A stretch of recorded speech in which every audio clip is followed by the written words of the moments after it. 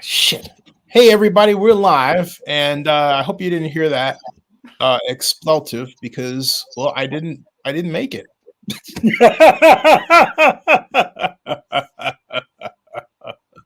I say with a laugh. I was trying to borrow from Bela Lugosi, rest in peace, one of my favorite actors of all time. Who's your favorite horror actor, Bill? How you Favorite doing? horror actor is probably Lon Chaney Jr. Ah, the great the Mummy, right? Among werewolf, a bunch of things, a long list. Dr. Along Jekyll and Mr. Hyde. I mean, right. he had a career that lasted darn near 50 years. So, a On lot chain, of things The Wolfman. and a lot of others. He worked a long time at a high level. Certain people like him, like Christopher Lee, like Plummer. I mean, some of these guys had careers that started in the end of the silent film era and stretched into the 70s. Yeah. One adjustment I need to make. Hold on a second. Before we get too far into this, Bill, I need to turn the light on behind me. that's the problem. I have a light on in front of me, but not one above me. One moment, please. Ah.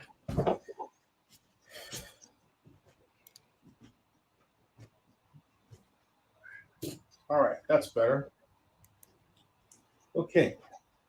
Now, all right. I can hobble back here. Whew. All right. That's on and monetized, so I can close that door. And whoops. Okay. Wait a minute. All right. Okay.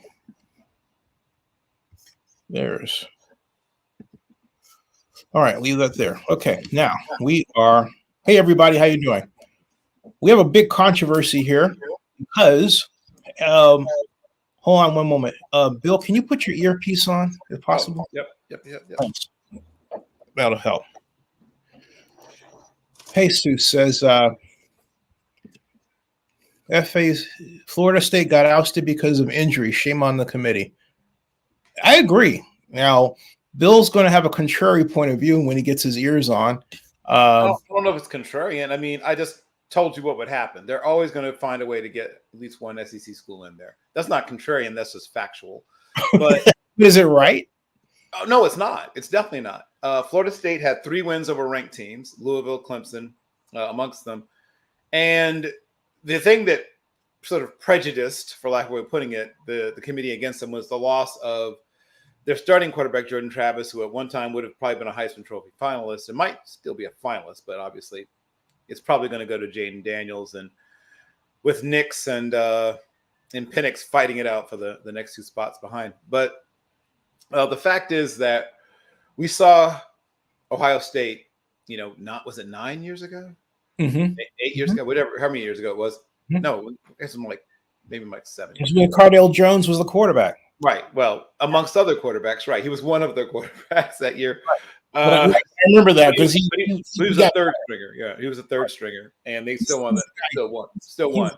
Right. They still won it. So the issue I have is, I remember that like it happened yesterday. The issue I have is if you win your conference and you're undefeated, it's frankly smacks of. There's no other way to put it. I mean, clearly there's a SEC privilege, for lack of a way of putting it, being exercised here. It smacks of prejudice. It smacks of privilege. And luckily, this is the last year where we have just 4 teams. I was always against 4 teams. I always wanted 8. 12, I guess, is even more, but 8 was the number I wanted from the beginning. And now we're going to 6, right? Or is it 8? 12. We're going to 12 teams. Next year's 12. But this is the last year with 4. And thank God. Whew. And so they ended up slotted number 5 behind Michigan, which is the most balanced of all the teams in college football. Washington, not the most balanced, but certainly maybe the gutsiest. I mean, they come back so many times to hang on to get tough wins. And the Longhorns, and then Alabama. If it were up to me, the number 3 team would be Florida State, and the number 4 team would be Texas A&M. But Texas would be Texas. Texas A&M, of course, is welcoming their new coach, and they'll be a different team. They may not look the way they did on Jimbo, but that's back to Texas. Texas is a very explosive team. They can score on anybody. They have a talented quarterback. They have a great group of wide receivers. Xavier Worthy has been nicked up. He's got a high ankle sprain. I don't know how severe it is, but we'll see. But there's a lot of talent. They have really good running backs to the point that, Jonathan Brooks, who was a terrific running back, got hurt. I won't say they didn't miss him. They did miss him, but the running backs that came in and played for him, were close to as good and ripped off a lot of tremendously long runs in their championship game against Oklahoma State. And they managed to shut down Ollie Gordon, who I think is maybe one of the top 2 or 3 running backs in all of college football. And they managed to basically keep him under control. Texas has a lot of talent on defense. Didn't always play that level of talent until recently. They've started to settle down, I guess is the term I would use. They're starting to look like a team that has all that talent on defense now. And then Alabama's Alabama. And if Alabama won that game, I would have bet everything I owned and borrowed some things I don't own to bet that Alabama would make it in, because I just knew if Alabama won, they're going to make it in. If you said, it was $1 million, $1 trillion, I would have taken that bet, because I knew for a fact a 1-loss Alabama that won the SEC was going to get in no matter what. You could have had 12 undefeated teams and it wouldn't have mattered. They're going to put an SEC champion with 1 loss in over an undefeated champion from another conference. The SEC bias, or whatever term you want to use, privilege, prejudice, pick a term, is powerful and palpable.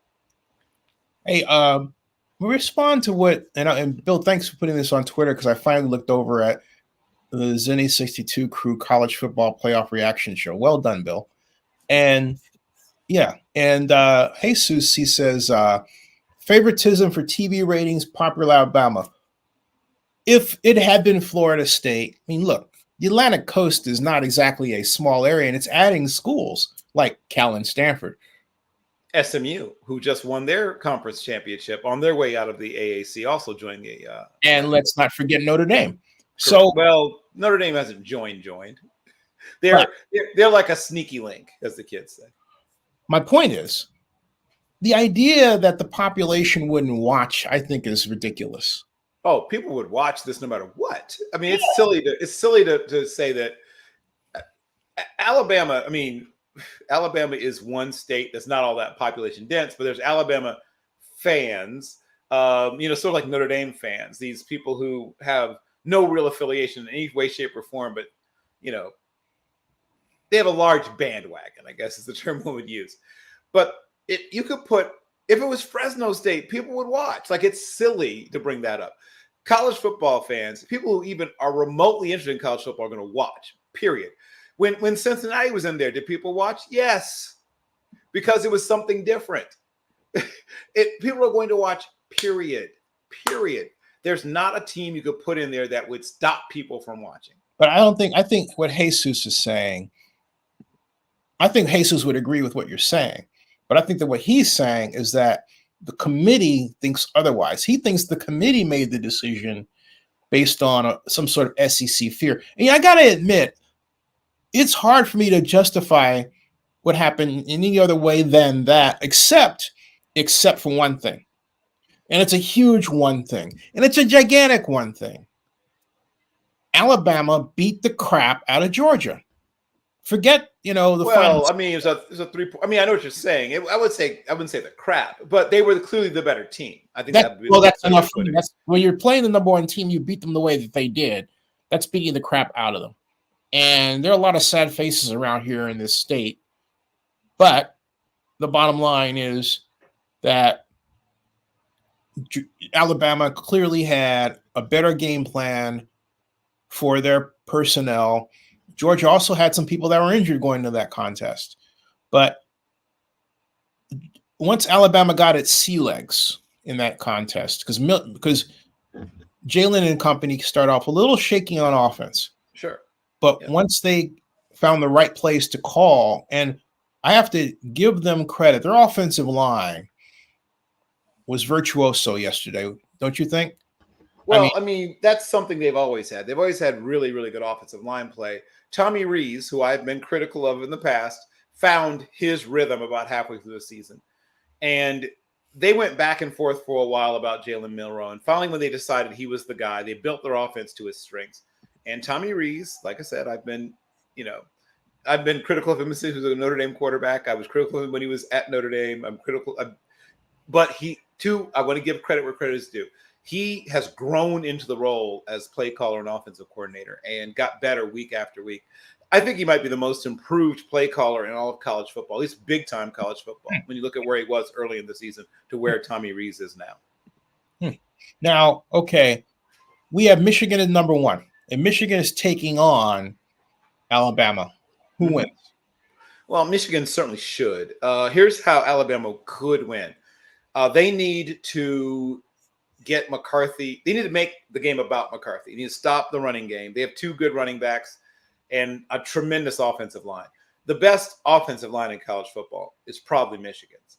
As good as Alabama's was, if you watched Michigan, you realize that Michigan was playing against one of the best defenses in college football. And it was an ugly, boring game to most people. I love defense, so it wasn't boring at all to me. But Iowa does a great job, both schematically and they develop guys. They don't get a lot of 4 and 5 stars. They get a lot of 3 stars, the occasional 4-star. And, they maybe have had a couple of 5 stars in the history of their program. But they're essentially what I call a 2.5 to 3-star program for the most part. A decent number of 2 stars, a lot of 3 stars. Probably the majority of the players that start for them are probably 3-star prospects with a few 4s.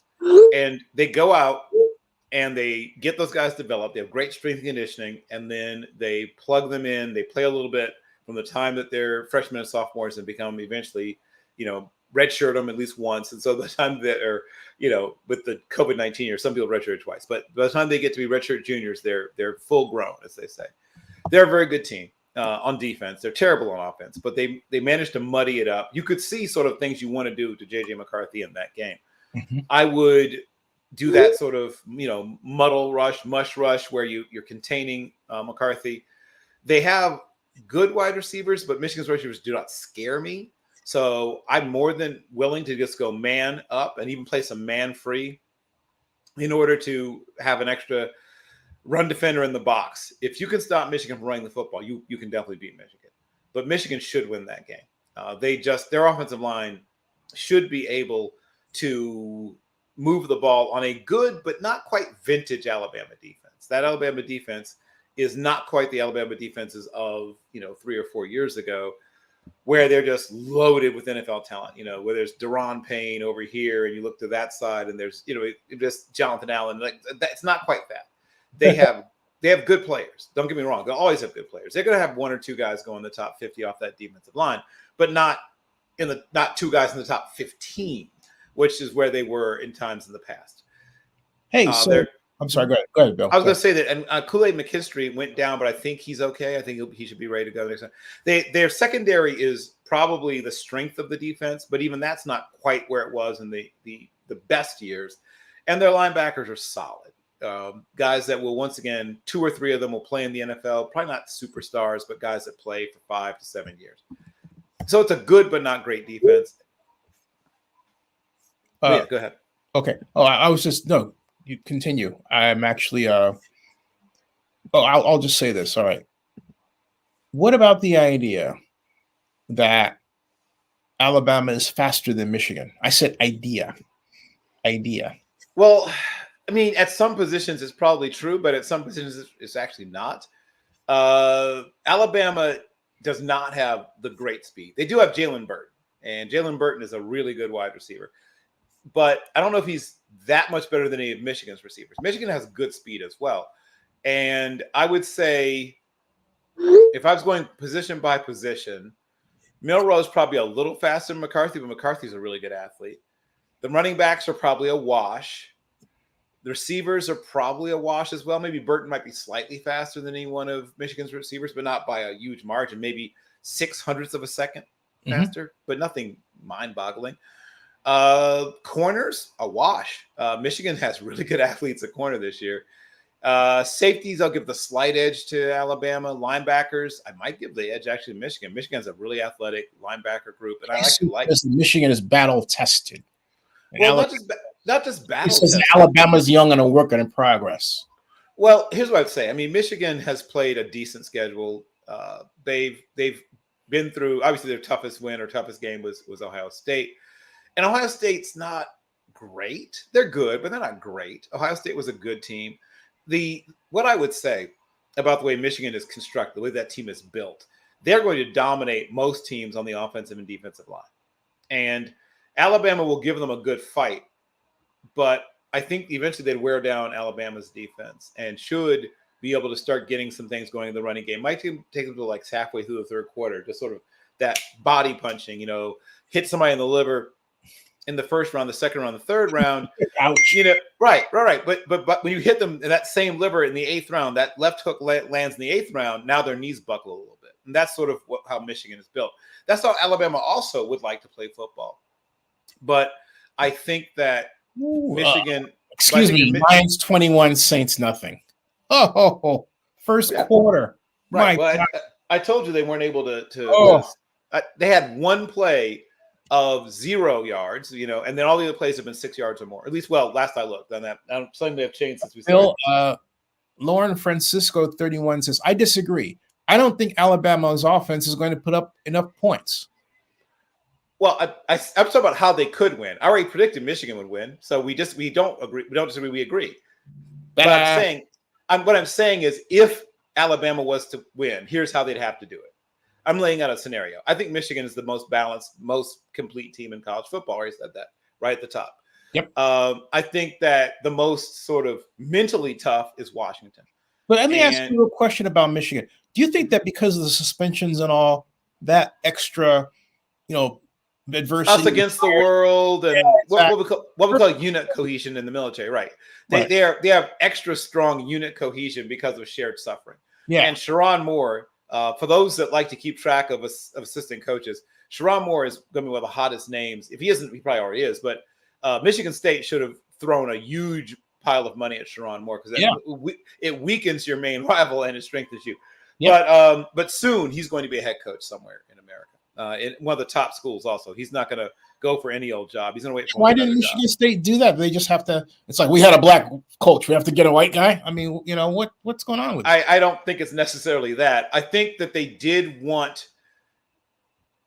Well, one, I think it's two things. I think Sherrone Moore may have flat out turned them down. First of all, now I don't know that for a fact, but I think he may not have been that attracted to the job.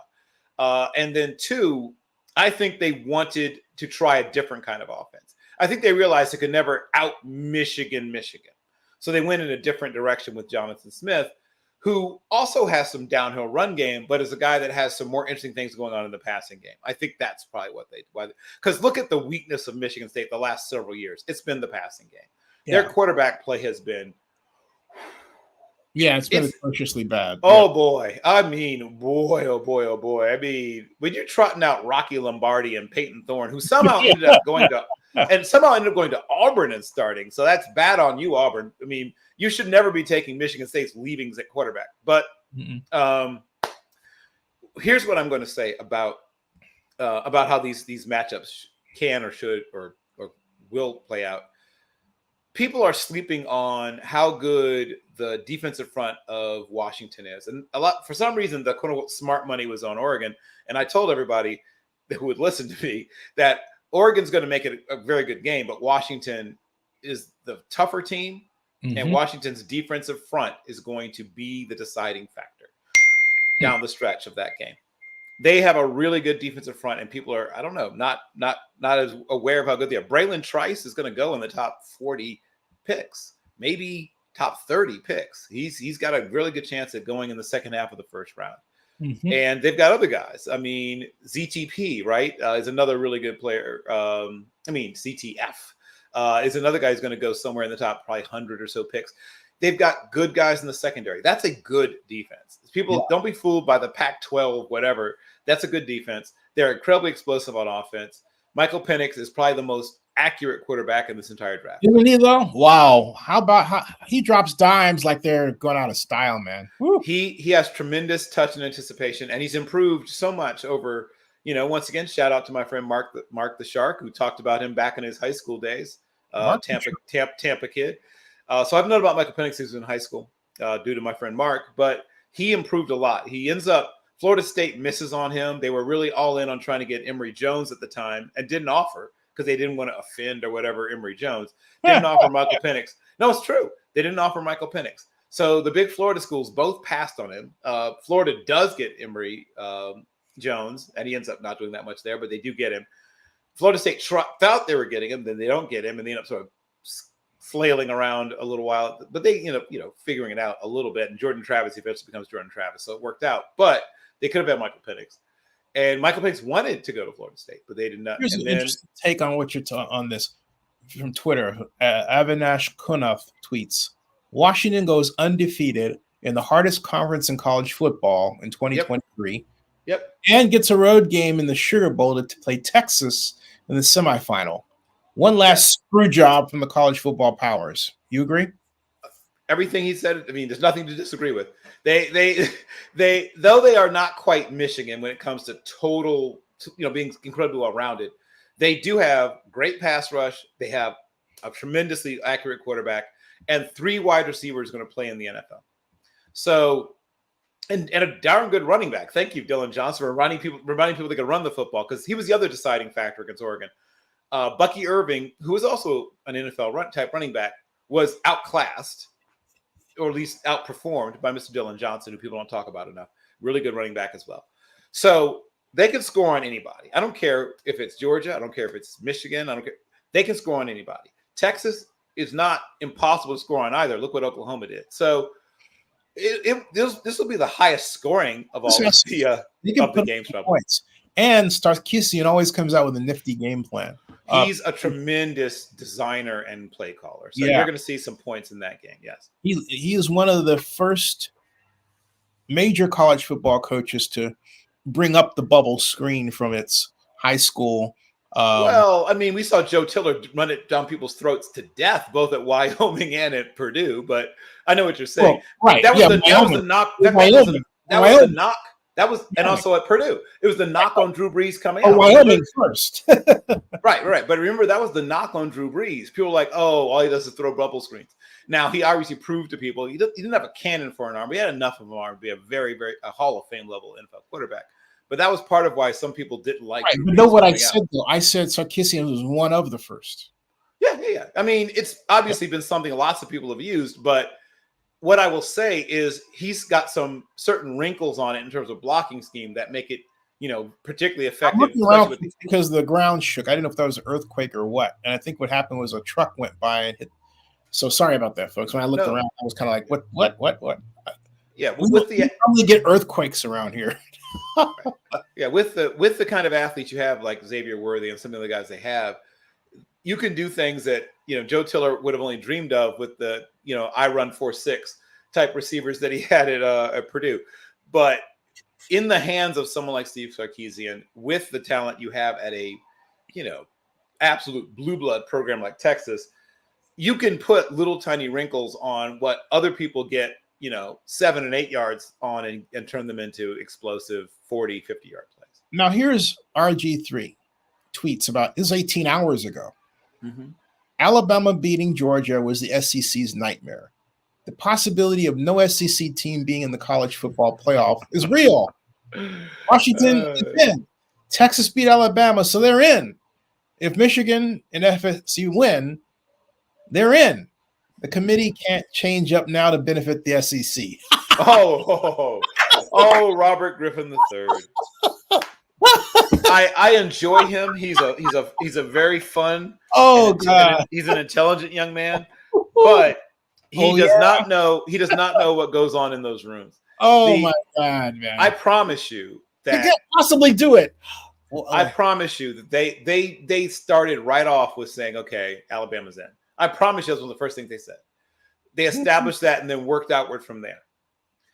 So I think there's two things that work here. The name Alabama still has a certain amount of magic, right. prestige, whatever term you want to use. That's part of it, just the Huge. name. And then when you add to It's that, also, it's also the record, because let's face it, there was a time when Alabama seemed like their name was quite literally cemented on college football playoffs and national championships. They were always, if not the conversation, in the conversation. sure. I mean, And so, and I have to be honest with you, for Alabama not to be in the conversation, to me, felt absolutely culturally weird. You know, and it just did. Now, the question was, could Georgia hang on to it? And the answer we have now seen is no. Now, can Georgia come back? That's an entirely other story, particularly with all the changes going on. But the bottom line is that Alabama, and this is a credit to Nick Saban, really constructed a true offensive college football juggernaut, of which the New England Patriots of college football, if you like. And he used to be applauded for that. And now they're back. Yeah, well, I mentioned, like I said, I've been critical of Tommy Rees in the past, and he, as a both play designer and play caller, came a long way from week one to now. And I think what he did was he said, what are we good at? And moved away from some of his own pets, some of his, what we call his pet cat, right? He went away from some of the things that he likes to stroke or he likes best, and started doing more things that the team plays, folks, not cats, actually. Yeah, he started doing more of the things that the team is best at. Yeah. So his approach, once again, he comes up under our Coach Kelly at Notre Dame, shifted. Coach Kelly was extremely tight end centric and other things that there's an old saying about play calling where you have to think players, not plays sometimes. And eventually he came to really believe that. It's like, okay, by far our best option in the passing game is Mr. Jalen Burton. And he at first he was trying to be more even-handed in it. He realized, oh no, we should be forcing the ball to him. And sometimes, you can get yourself in trouble doing that, but some people are worth doing it. If someone can get open like he can get open, that's the guy you go after. They started leaning once again back on their bread and butter in the run game. What things do we do best? Dual block, get up to the all those classics, right? Dual block, get up to the next level. Counters, even some old Joe Gibbs-ish stuff in the counter game and things like that. And last but not least, let Jalen Milroe go. I mean, He is one of the best athletes on the team. Let him create. Let him do that. And even designing up things where he, some designed runs for him, some designed, getting him out the pocket with run pass option and other things allowed him to exploit. You know what? He's become a better passer. He really. He's the most improved passer in the country, probably from week one to now. Wow. I was impressed. It was like night and day. In the case of his play, it really was. But I have to make another observation here, and I can't. I was not going to say it, but I just can't help it.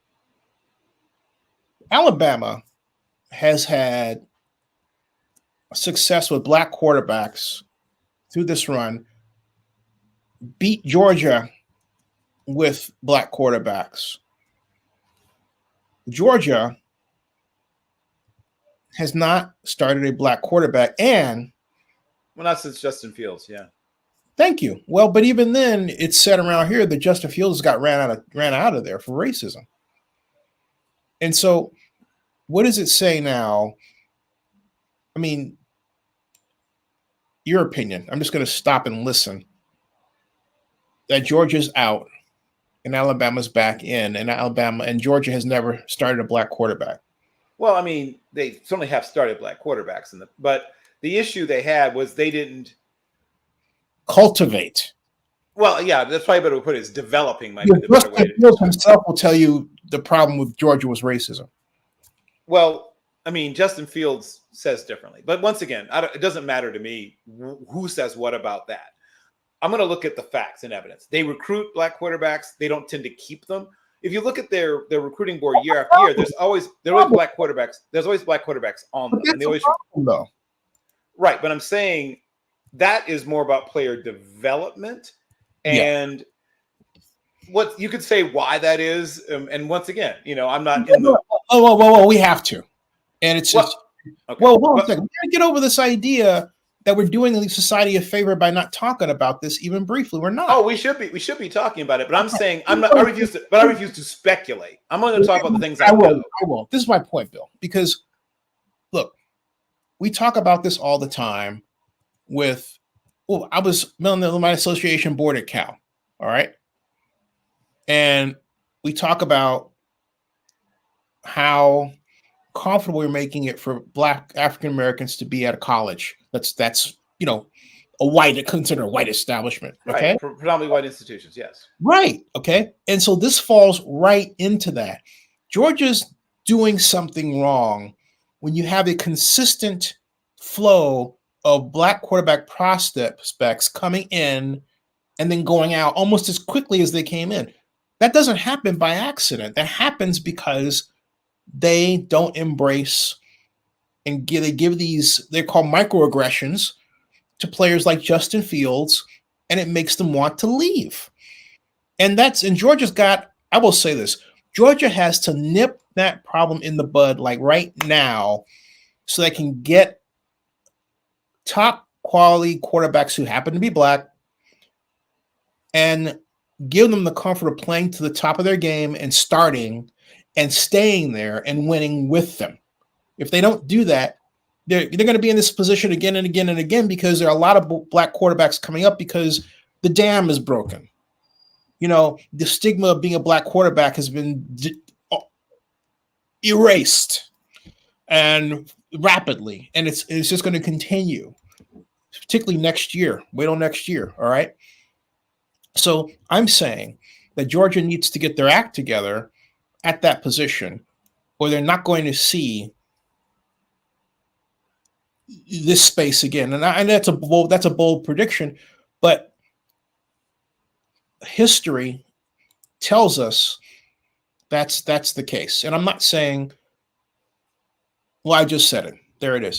You should, folks, let me put it this way. You should want a true meritocracy. The best person for the job gets the job.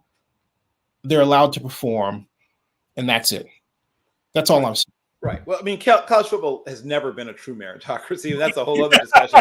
But because there's so many things that go into why a player is or isn't recruited. Hey, Bill, I believe I can fly.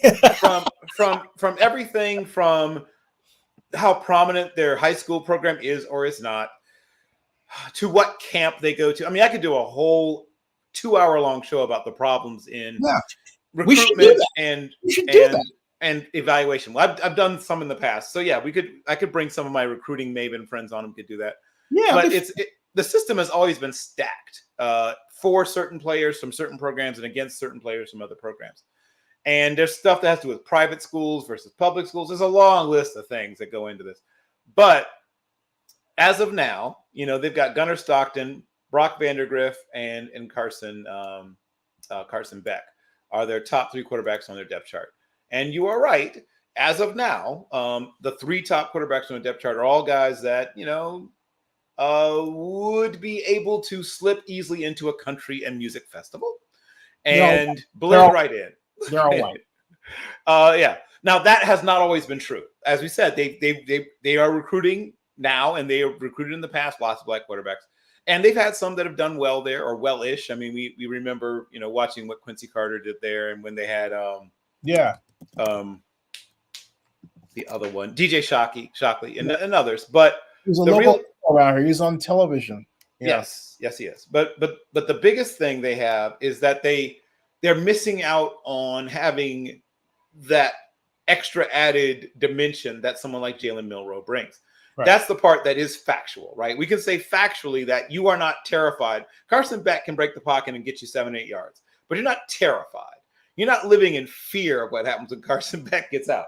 So I promise you that whatever else you may think about culture or whatever, they're going to try to just get back and win.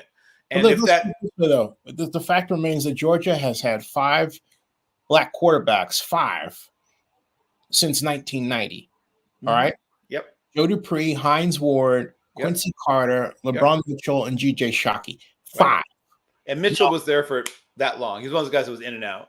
Right now, how many white quarterbacks have they had over that period? Right. huge list. All right. And so, it's, and there's even a page about this on, of all places, the UGA website, Black Quarterbacks at Georgia, Yep. 1976 to 2021. Right. And it goes into this history going all the way back to 1976 with Yep. Anthony Flanagan when Vince Dooley was the head coach. Yep. And so there's been a list of participants, if you will. But if you take a look at the time frame, they've been few and far between. And so Georgia is aware of it. Right. Well, I mean, Alabama's track record only got good at this very recently. Just so if you want to play that game, look at them from 70. Look at them from 70. Really good at it, okay. Look at them from 76 to 2016, right? And it's pretty. It's as white as the Senate. It's only the last few years, and part of it is, once again, things that they ran up against when they played against these dual threat quarterbacks that made them finally move, in that direction. But they won national championships with guys like, Greg McElroy and AJ McCarron. So, it wasn't like this was some great awakening anywhere in the SEC until relatively recently, Zenny. So there's not an SEC school not named Vanderbilt that can go back very far, right? Vanderbilt back in the 70s, in fact, he was the coach of the Texans for 1 year, David. You're talking about David. I know you're 63-year-old. Great job. I thought he was the SEC's first black quarterback, and he played at Vanderbilt. Right. And so, but everyone else has a pretty spotty track record at that position until very recently. So we can do that with anybody, but in the SEC at least. But some people with the old saying, Condredge Holloway was the Southeastern Conference first black quarterback. Condredge was the first one to play. I think David, I can't remember his last name now, but I think he was recruited. They're about a year apart, right? I think Condredge was 74. Well, yeah, but it consistently says Condredge Holloway. Right. What year? Was that 73 or 74? 72. 72. Okay, so yeah, you beat him. Right, you beat him by like 2 years. Then. Right. Yeah. So yeah. Right. Tennessee. Right. State of Tennessee. Vanderbilt and Tennessee were the first two. Yeah, and yeah. And so, and then go ahead. What were you going to say? I'm sorry. Well, no, I'm saying that the SEC was. I mean, I'm old enough to remember when the SEC was all white. You're old enough to remember the SEC was all white. Now, almost 60% of the two deep roster of every SEC as an aggregate is almost 60% black. Mm-hmm. So that happened within our lifetimes. So everybody has been a relatively recent convert in the SEC, if you want to play that game. But the fact is that whether the dual threat quarterback is white or black, and there's plenty of white dual threat quarterbacks nowadays, that extra added dimension makes defenses play you differently.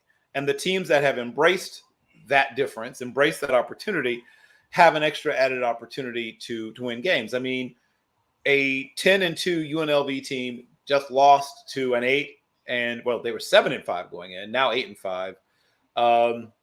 Boise State team, at least in part, because of what Taylon Green could do. Taylon Green was a high jumper, right? A champion high jumper, tremendous track athlete. The guy is 6'5" and a half and about 222 pounds, and is sort of like a best value Vince Young. And I think next year, if he continues to improve, he could push his way into being an NFL prospect as well.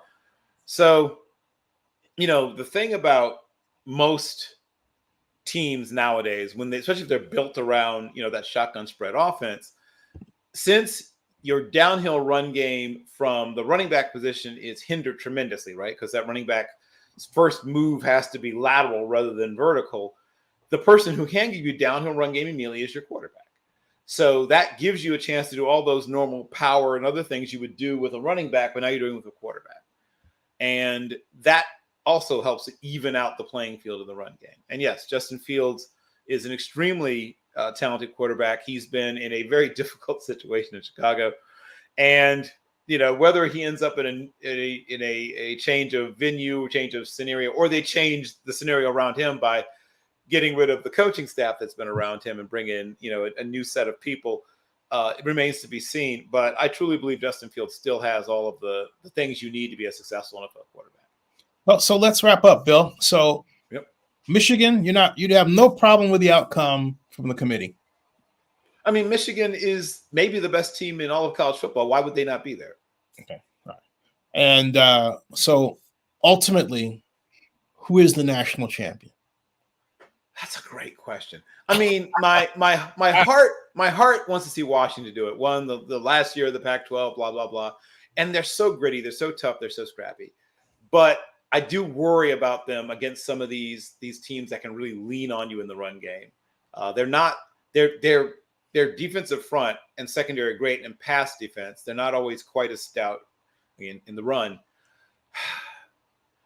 And my friend Brock Vieira and co-host on Draft Central, of course, purchased preseason a ticket, a betting slip on Alabama winning it all. But I don't think Alabama is going to be able to pull it out. If you were asking me right here, right now, today, the team that I think ends up surviving this whole, Michigas comes out of it on top, I'm actually looking at Texas more and more. I think Michigan's the most balanced. I'll take Washington. Yeah, well, good, because I wanted to take Washington. My heart says Washington, but my head is saying more and more and saying Texas. The team Washington is the most battle-hardened of all of these teams. They haven't had any cakewalks on their schedule. Not sure. I'm not disputing that. And they're getting healthier. That's what helps me to believe in them. Is they've really had a lot of injuries also, but they're getting healthier. The fact they managed to not drop any of those games despite having injuries at a lot of different positions also argues to that mental toughness that team has. I just worry about them against teams that can really lean on them in the run game. That's what scares me. Some of those teams with those giant offensive lines, they're going to move those guys around, and they're going to have to survive it, because they haven't faced a lot of those types of teams. Oregon's probably, and Utah are probably as close as they've seen to it, but no offense to either Oregon or Utah, they aren't Michigan, and they aren't Alabama, and they aren't Texas. All right, so, sir, that's a great show, and thank you very much, Bill, for a great job. Thanks, sir. All right. Hey, folks, subscribe to Zenny62 on YouTube here, and bookmark ZennyReport.com, and bookmark Zenny62blog.com, because our discussions like this one, video, become blog posts automatically. Ooh. And big changes out there, too. All right. I will end this broadcast. Bill, you don't have to move a muscle. Okay. Be back later, folks. Live stream. We're going to talk about the events of the day in the NFL. See us at halftime of Sunday Night Football. That